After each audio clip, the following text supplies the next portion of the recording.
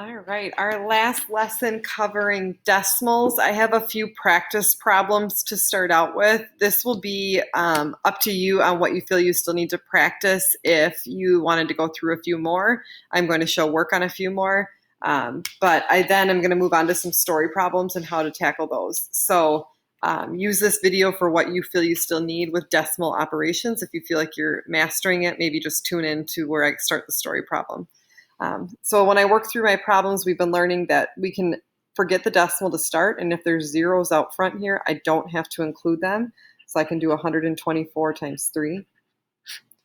3 times 4 is 12. 3 times 3 is 6, and one more is 7. 3 times 1 is 3. Way too big of an answer currently. I count how many decimals are in the original problem, and there were 1 in the first number, 1 in the second, so that means I need to bring a decimal 2 places back in. 3.72 for an answer. The next one, I'm going to forget the decimals until I decide where it goes at the end.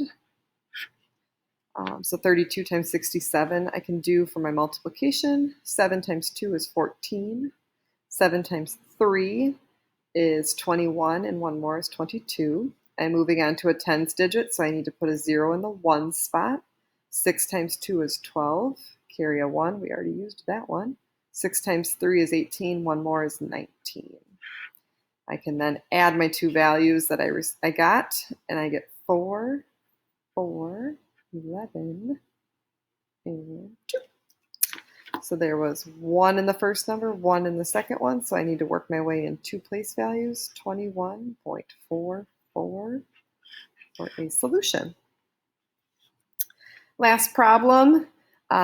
This 6 is here. It's 6.0. It's the same as 6, but we can still, there's a reason I did this problem. So something to think about here. And now my video is super lagged.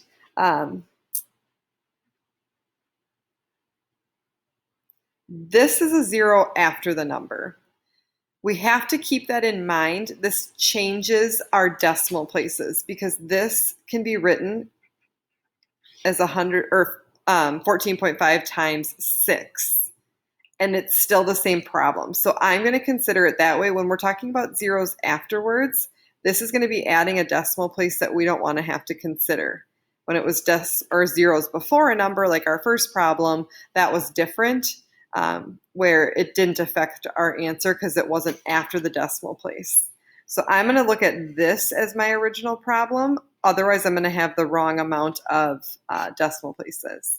So 6 times 5 is 30. Carry the 3. I'm sorry, it's going to be lagged from what I'm saying. 6 times 4 is 24, and 3 more is 27. 6 times 1 is 6, and 2 more is 8.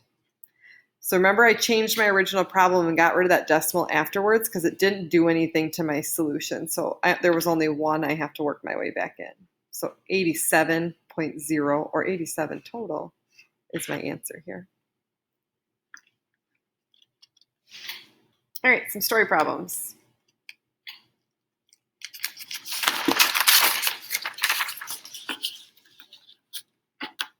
Our first problem is a mine produces 42.5 tons of coal per hour. And how much coal would it produce in 9.5 hours? I think sometimes with story problems, when there's decimals, students get overwhelmed on thinking about what operation to use. And my tip to students is to think through the problem as if there weren't decimals. So I'm going to call it 42 and I'm going to call it 9. So if I reread this problem and I say a mine produces 42 tons of coal per hour. So every hour they're producing 42 tons. They want to know how much would they produce in 9 hours. So 1 hour is 42, another hour I'd have another 42 and another 42 and another 42 until I get to 9 hours. Well, that would mean that I would want to multiply to get the 9 hours instead of adding it over and over and over. Now I have to think back to my decimals. So that means I need to multiply 42.5 times 9.5. But just by simplifying the problem to whole numbers, it gave me a moment to think about, well, what would I do with those kind of numbers? Because I think decimals sometimes cloud our judgment of what we want to do just because there's so much extra stuff going on. So remember, we can forget the decimal when we multiply. This is a big problem here. 5 times 5 is 25.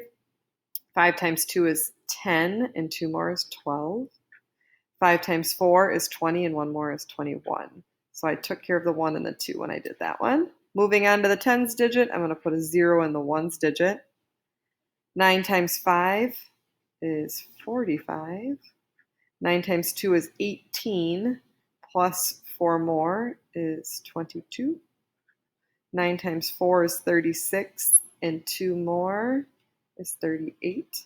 Make sure you're keeping your numbers lined up. There's a lot going on in this problem. Add my way down.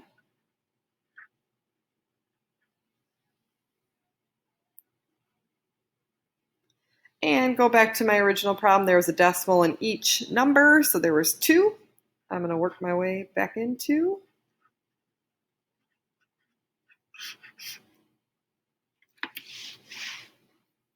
403.75. And think about the context of the problem. I had said this before with decimals and story problems. So it says a mine produces 42.5 tons of coal per hour. So they would produce 403.75 tons of coal if they worked for 9 hours. This is fitting with our science unit we're studying. All right, last story problem for you.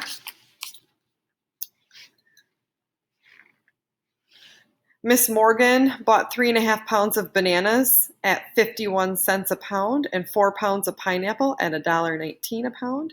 How much did she pay for the bananas and pineapple together? So we have 2 separate problems here. We have information about bananas and we have information about pineapples.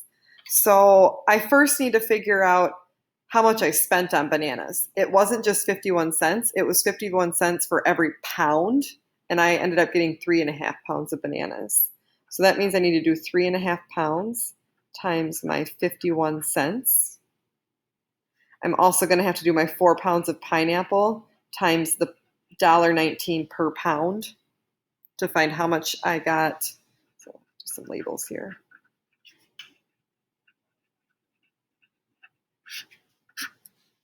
To find out how much I spent on each fruit. Remember, we can ignore our decimals. We can multiply and include those back in afterwards. So 1 times 5 is 3. Moving on to the tens digit.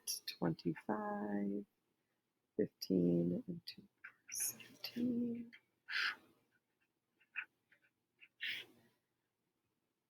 Sorry, my computer is lagged. So you're seeing my aftermath here.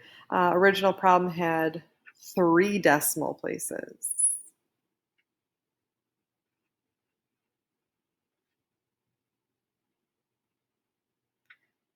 So this is tricky. We're talking about money. When we talk about money, we only have 2 place values for our cents because we only go out to the hundredths. So there's an extra number here, and I actually have to do some rounding to my answer. If this was on a test, I would take $1.78, but technically this would round up to $1.79 because we're at 5. We'd have to add 1 more penny. I'm going to go figure out my pineapple total. $1.19 times 4, but I'm going to take it as 119 times 4. So I have 36, 4, and 3 more is 7, and 4. And there was 2 decimal places in my original problem. I'm going to work my way back into. Pineapples are not cheap.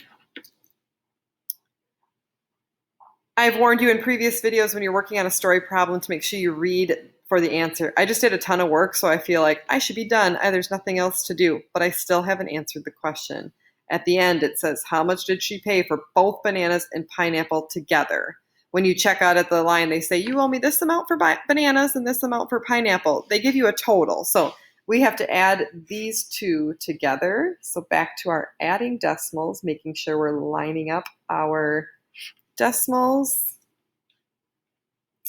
So 9 and 6 is 15. I have to switch my mind that I'm now adding 15 and 6. Drop my decimal. It's expensive to eat fruit. I owe the cashier $6.55 for some pineapple and bananas. So I will post an assignment that goes along with the decimal operations. You'll get some more practice in and apply it to some story problems.